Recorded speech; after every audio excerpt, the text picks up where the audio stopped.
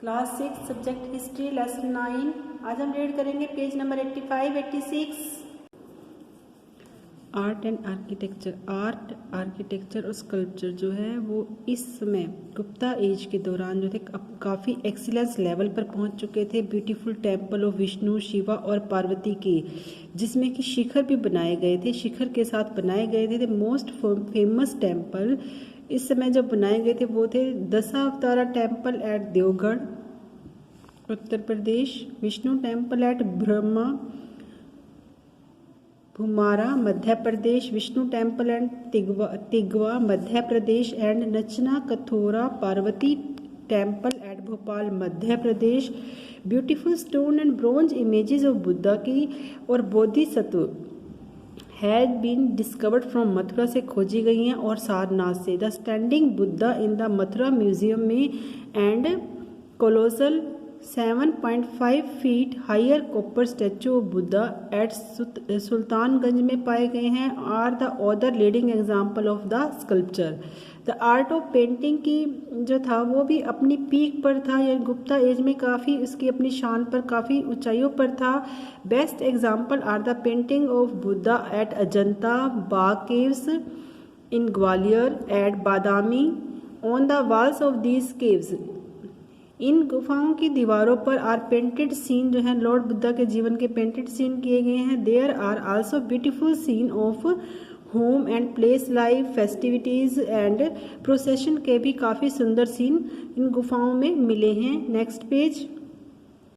Literature. Gupta युग में को गोल्डन पीरियड इतिहास में, लिटरेचर के इतिहास में कहा जाता है। कई महान कवि और प्ले राइटर जैसे कि कालिदास, भैरावी, विशेख दत्ता और उसी प्रकार एस्ट्रोनॉमर, मैथमेटिशियन जैसे कि आर्यभट्ट, ब्रह्मगुप्ता और ब्रह्ममीर इस युग में आए।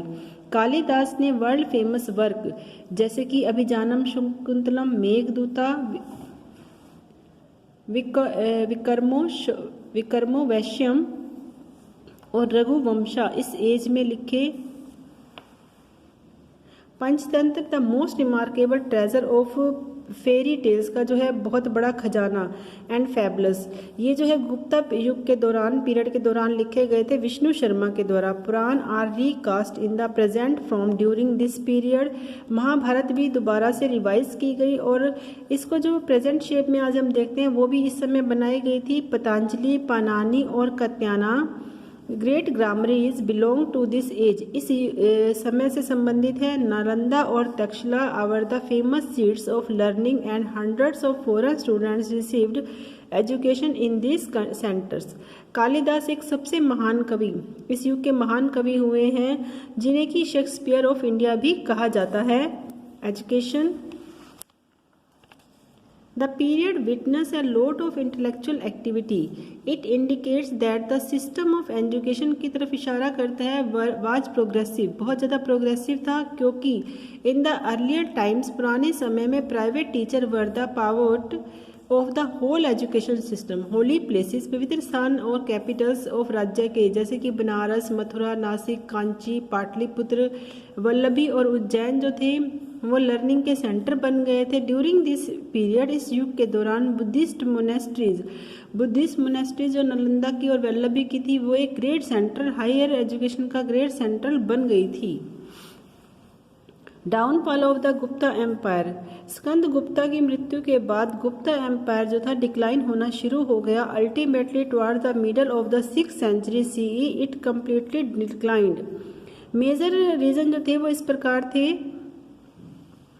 वीक सक्सेसर, सभी सक्सेसर ऑफ स्कंद गुप्ता के सभी सक्सेसर जो थे वीक और इनकैपेबल थे।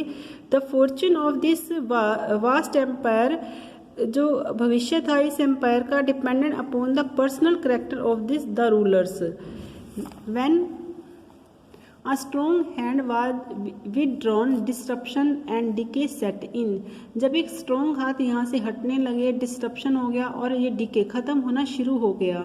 वास्ट एम्पायर, गुप्ता एम्पायर जो था बहुत ज़्यादा चौड़ा था, एक्सपेंडेड था और बाद के गुप्ता शासन जो था इतने बड़े वास्ट एम्पायर पर अपना कंट्रोल नहीं कर सके। Weak army, Gupta did not possess a professional army. ये जो थे संघियों पर डिपेंड थे आर्मी की सप्लाई के लिए, और that is why they could not maintain their supremacy, इसलिए ये अपनी सुपरमेसी नहीं बना पाए।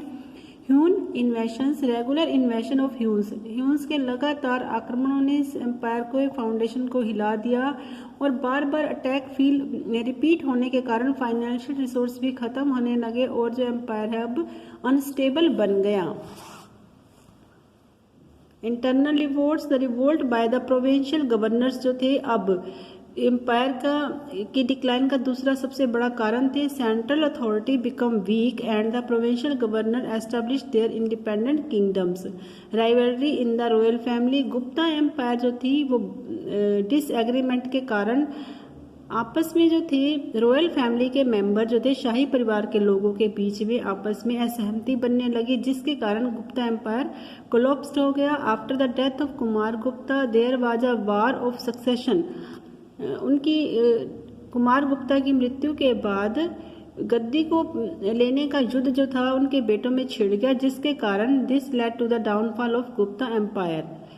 क्लास इसके साथ ही हमारी रीडिंग खत्म होती है।